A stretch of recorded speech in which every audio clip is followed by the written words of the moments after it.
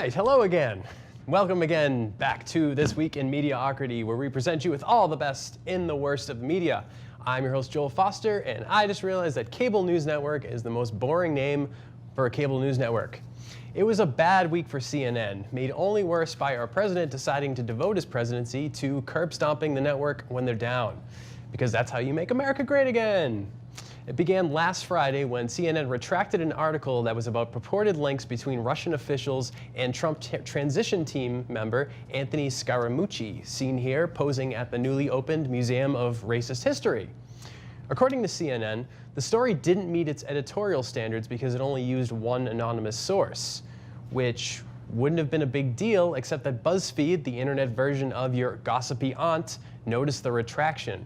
That's when CNN made the mistake of talking to BuzzFeed. You never talk to BuzzFeed. There's never a good reason why BuzzFeed is looking for you, unless you're Clint Eastwood's son. He's pretty hot.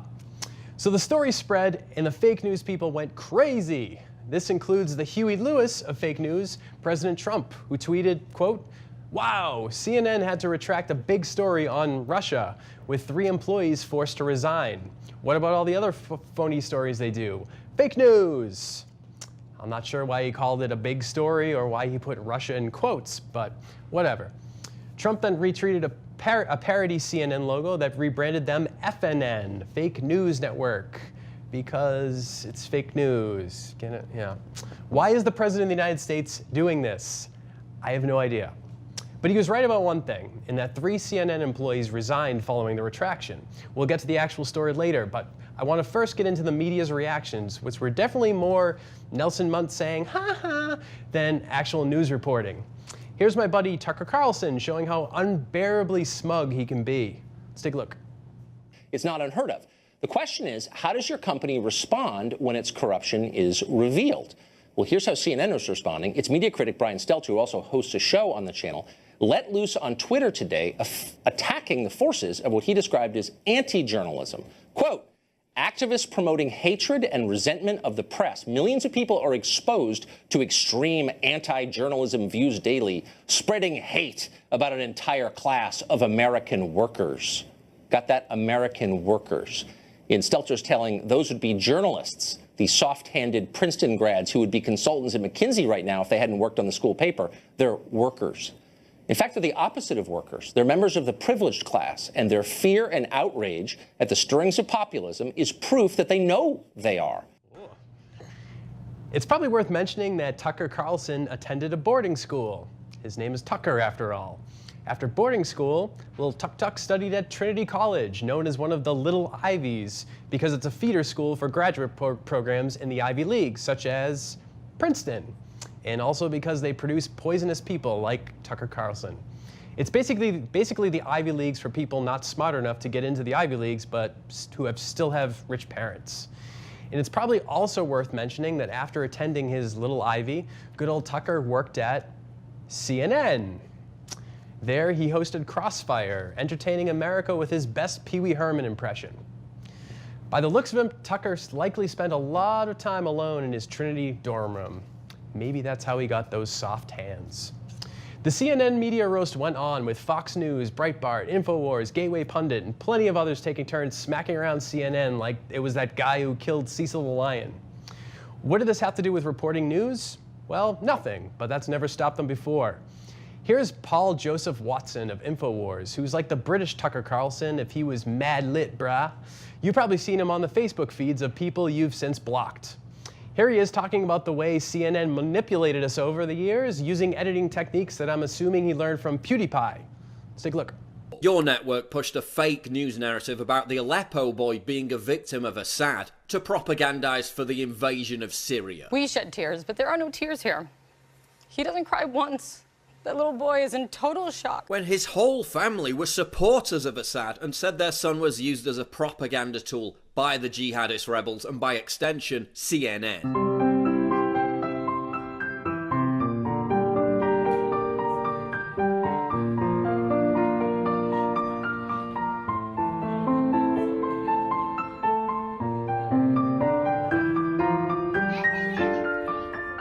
That's harmful. Some of this anti-journalism, it's insidious. I'll tell you what's insidious. Insidious, using that fancy British accent to say such dumb things. Saying dumb, irrational things is for Americans, okay there, Churchill? Stay in your lane. You guys keep this up and you British people lose out on playing the mysterious, sexy spy characters in our movies. But let's talk about the real story of the child Omran, whose photo became famous and helped focus attention on the Syrian civil war.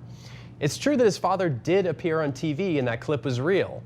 The only problem was that it was Syrian state TV, which was then rebroadcast on the Russian internet site Ruptly. As you probably know, Syrians don't have the freedom to say what they want, so it's likely that the father was told to say this in order to take the heat off of Syrian President Bashar Assad, along with Russia, who supports Assad. So are we now at a point where we trust a dictator over our own media? Also, what a shame using children to justify a strike on Syria. Reminds me of something.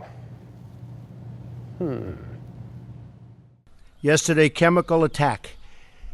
A chemical attack that was so horrific in Syria against innocent people, including women, small children, and even beautiful little babies. Their deaths was an affront to humanity. These heinous actions by the Assad regime cannot be tolerated. The United States stands with our allies across the globe to condemn this horrific attack and all other horrific attacks for that matter. Fun fact, that was the first time that Trump used the phrase beautiful babies while not in a brothel and without a pile of cocaine lying around. See, he is becoming presidential. Although Steve Bannon was in the background, so technically the pile of cocaine was there. All right, moving on. While Tucker was having his yucks about those stuck-up rich kids like himself, Sean Hannity was apparently trying to start some kind of East Coast, West Coast beef with CNN. In this case, I guess Hannity would be Sean Puffy Combs, since he's got the first name, he steals other people's material and makes it worse, and because he's puffy. Let's take a look. All right, each and every day, CNN, MSNBC, they churn out that healthy dose of liberal spin conspiracy theories to their viewers. Who is behind the Destroy Trump media strategy? Now, look no further than the fake news chiefs themselves. The president of CNN Worldwide, Jeff Zucker, the chairman of NBC News, MSNBC, Andy Lack. So what do we know about Zucker and Lack, besides that they'll never hire me and I never want to work for them? Funny that he mentioned CNN's conspiracies. Remember that less than a month ago, Hannity was put on leave for his reporting on the Nathan Rich story, which was also retracted by Fox News after there were inaccuracies found in the reporting. Yet there was no fallout from that one, except that Hannity got to vacation for a couple weeks. I use that picture whenever I can. Later in the show, Hannity tried to tie CNN executives to the Democratic Party in order to prove that, I guess, that they're Democrats. I don't know why this is supposed to be shocking. Are you telling me the CEO of CNN supported Hillary? I thought she would be a Jill Stein type. Here's Hannity blowing the lid off the whole thing and not caring who hears it, as long as a lot of people hear it. Ratings, you know? It wasn't so sad. It's actually funny. So I asked, Andy, are you proud of that kind of reporting? Tom Brokaw, are you proud of that? My former colleague, Megyn Kelly, I think is a better journalist than that on her worst day. Are you proud, Megyn? Are you proud, Matt Lauer? Now, in case you're still wondering what party affiliation these two fake news chiefs belong to, look no further than their campaign contributions. All right, since 2000, Jeff Zucker's wife has donated a whopping couple of $1,000s to the DNC, and that pales in comparison to the very generous Andy Lack and the Lack family. Andrew, well, he's contributed over 50 grand to Democrats since 2002, including President Obama, Hillary Clinton, Maxine Waters, Barbara Boxer. Was it appropriate to put whopping before a couple $1,000s? I spent more than that on fidget spinners this year, and I still can't get them to work. Since he brought it up, let's look at Hannity's own contributions. The Center for Public Integrity found that Hannity contributed a legal limit of $4,200 to Republican candidate John Gomez in 2010, along with contributing a whopping $5,000 to a super PAC for Michelle Bachmann and over $4,000 for Republican Jeanine Pirro. Also, Hannity is planning to record a diss track targeting CNN and has been seen walking the Vegas Strip with Suge Knight, so it should get interesting. Then, later in the week, it got even worse for CNN. Conservative activist James O'Keefe released hidden camera footage of a CNN producer giving the real reason why CNN reports on particular stories. Prepare to be outraged. And he goes, just to give you some context, President Trump pulled out of the climate accords, and for a day and a half we covered the climate accords, and the CEO of CNN said in our internal meeting, he said, good job everybody covering the climate accords, but we're done with it, let's get back to Russia. The CEO? Yeah. Oh my God. So even the climate accords, he was like, okay, a day or so, but we're moving back to Russia. So it's, I mean, I understand it's all ratings, right? Oh, it's a So business. It's a business. People are like, the media has like an ethical, but all the nice cutesy little ethics that used to get talked about in journalism school, you're just like, that's adorable. That's adorable. Yeah, this is a business, especially cable news. You know, cable news isn't the New York Times, and it's not even like NBC News. I mean, NBC News still gets 20 million viewers a night. Cable news is getting 1 million. So, like they gotta do what they gotta do to make their money. That's right, CNN is doing it all for the ratings. Who knew that they were a private company? I always thought they were a charity. It's odd that Trump would criticize a network for trying to get bigger ratings. That's essentially been the one goal of his presidency.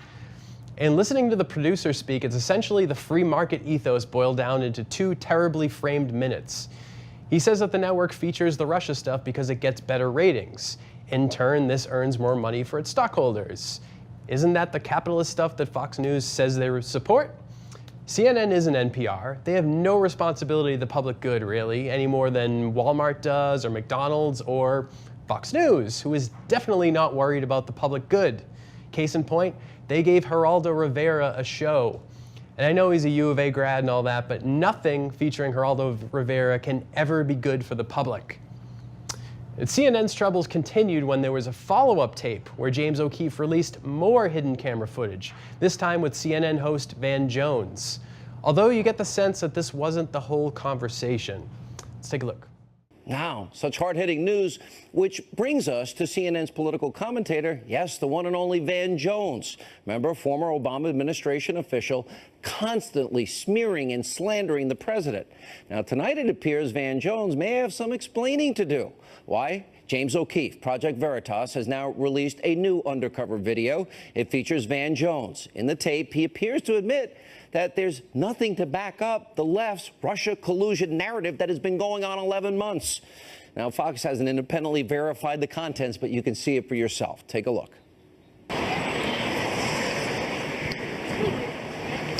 Hey, man.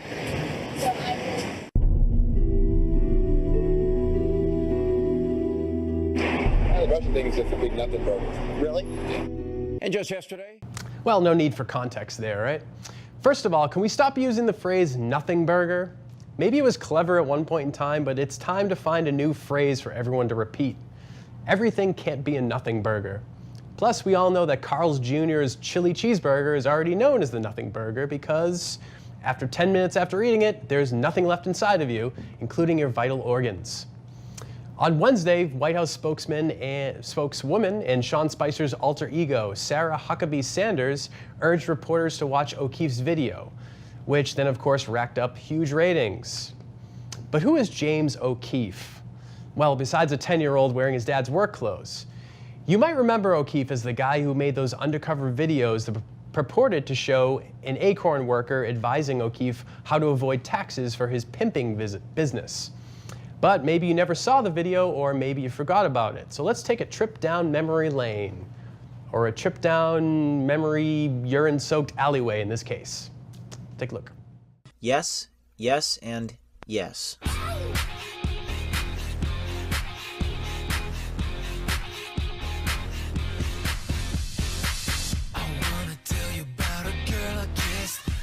Ridiculous, I mean picturesque, yeah. She was more than looking beautiful. See, she was in the know with the physical. Is it against the law in Maryland? Prostitution? Anything that the government's not getting money from is always against the law.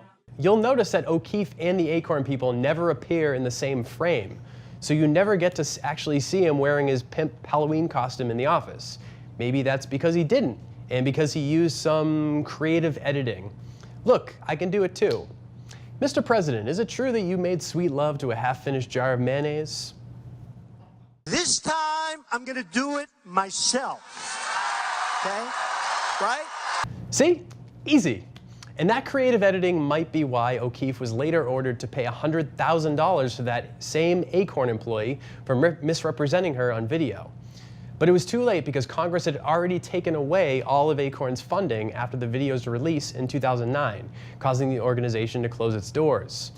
Or how about the 3-year prison sentence that O'Keefe got for breaking into the office of Louisiana Governor Mary Landrieu? I'm glad the White House is vetting their sources. But perhaps no one summarized the CNN situation better than this guy, who's probably the best argument for why life was better before YouTube. The media say to Jeff Zucker, Zuck off. Get the Zuck out of here. Zuck you. Let's have fun with that, shall we?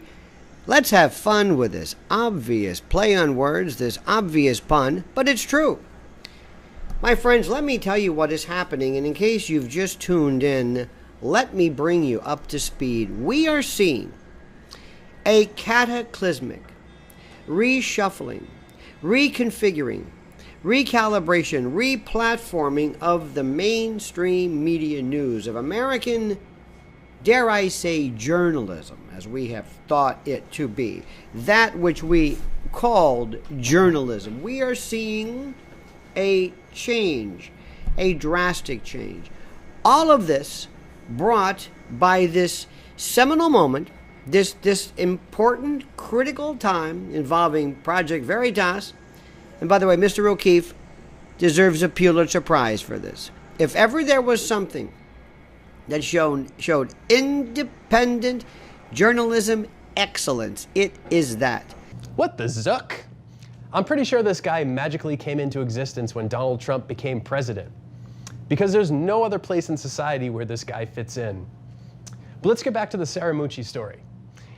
Sorry. After CNN posted the story, Scaramucci threatened CNN with a $100 million lawsuit, which likely caused the network to take down the report. This is classic Trump strategy, suing someone to scare them. But the problem is that now news networks are going to be afraid to publish anything critical of the administration for fear of being sued. See, we've got this pesky First Amendment thing that really bothers people like that. So bringing a lawsuit serves as a loophole around the Constitution. Why try and change the law of the land when you can just buy your way out of it? It's a lot quicker. Now you might be asking, what was the CNN story actually about? With all the craziness this week, it seems like the actual story's contents kind of got lost in the shuffle. So let's talk about it. First off, the reporters. These weren't rookies off the block. In fact, 2 of the reporters, Thomas Frank and Eric Lichtblau, were both finalists and winners of the Pulitzer Prize, the same Pulitzer that our insane YouTube uncle thinks should go to James O'Keefe, except they actually had a career in journalism.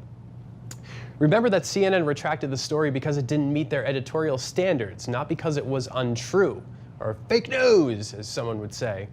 Digging into it, it turns out that there might have been some truth to the story. For example, this meeting agenda from a conference in Singapore was posted on Twitter by Scott Dworkin. It shows that the Russian Direct Investment Fund was present at the meeting, which was organized by Anthony Scaramucci. This was the same fund that was brought up in the article, a fund that's connected with high-level Russian officials and was placed under sanctions in 2015. Now, let's admit that Dworkin is a Democratic hack who runs an anti-Trump organization, so you could make the case that he's biased and reaching for connections. However, we'll never hear anything more about this story because CNN or anyone else is not going to be willing to revisit the story with a potential lawsuit hanging over their heads. And this isn't the first time that Scaramucci has been implicated with the Russian government. Way back in January, which seems like it was years ago, Bloomberg reported that Scaramucci discussed possible joint investments with the head of, surprise, the Russian Direct Investment Fund. In the article, Scaramucci himself admitted that the meeting took place, but wouldn't say what the meeting was about. But I'm wasting my breath here and wasting your time, just like our president. because these facts don't matter, because this wasn't about an erroneous story or CNN delivering fake news, and probably not even about CNN at all. Rather, it has to do with this widening divide in our country over the establishment, whatever that might be, and the real Americans, whoever they might be. And the real Americans feel like they've been tricked by the establishment for too long. Here's a clip from the Greg Gutfeld show, which features professional wrestlers on their panel because, I don't know, that's America now. But one of the guys makes a pretty good point, then undercuts it with the most fake laugh in the history of fake laughs, which goes back to at least 700 BC. Let's take a look. America, the media hates you. The left doesn't just disagree with us. They don't think we're wrong. They despise us. And they've been caught. They've been caught in the emails and in their broadcasts. And this is why Trump is doing so well, because Trump was never my guy. I know he wasn't your guy. We're now reflexively defending Trump because we're basically reflexively defending ourselves. Exactly. That's what's happening. By the way, I thought the saying... And I'm so mad at you for doing this to me. I thought the saying was the enema of my enemy was my friend. That was worth it to get that in there, Greg. Yeah. He was either having a seizure at the end there or he was doing a Jim Carrey impression. Let me tell you something. But his point is valid. This isn't about Trump. It's about half of America feeling like they're being mocked by the other half, and vice versa. It's basically a nationwide version of the jocks versus the freaks, except we don't get to graduate and move on with our lives at the end. And I get it. There's no reason why anyone should be judged for who they are, and intellectuals can be guilty of being smug, especially after 8 years of Obama. But the anti-intellectualism is disturbing because it encourages listening to bad sources like James O'Keefe and, I guess, the dictator of Syria. Having skepticism is different from dismissing everything out of hand. Here's a situation where the baby isn't getting thrown out with the bathwater. The baby is being choked, tortured, then eaten by our president, who then digests the baby and sends it through his colon while he's tweeting about the baby. And as for CNN, maybe they deserve some of the criticism. They haven't exactly been on the ball over the years. I was in Boston during the marathon bombing in 2013, and like most people in the area, I was glued to CNN to see what was going on.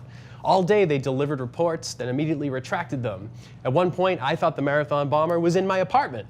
At another point, CNN convinced me that I was the marathon bomber. I went to turn myself in to the police, but they told me to go home and stop watching the fake news network. But letting the president and right-wing media trash on CNN erodes the reputation of all types of media, which is unfair. For example, the New York Times and NPR had nothing to do with this, yet they keep getting dragged into the mess. So I feel like it's our duty to stand up for CNN, even if we don't like them very much. They're like the stuck-up kid who gets bullied at school. You don't really like him, but you also know it's wrong that he's being bullied. Because if CNN goes, then another network will go under, then a newspaper, then another newspaper, and before you know it, all we have is Fox News and Alex Jones to deal with. And like always, we'll miss it when it's gone, just like we miss having a functioning America. All right, that's all the time I've got for you today. I'll see you next week for another installment of This Week in Media-ocrity. Enjoy the 4th of July weekend, and remember, while you're celebrating, while you drown yourself in cheap beer and cheaper meat. I'll see you later.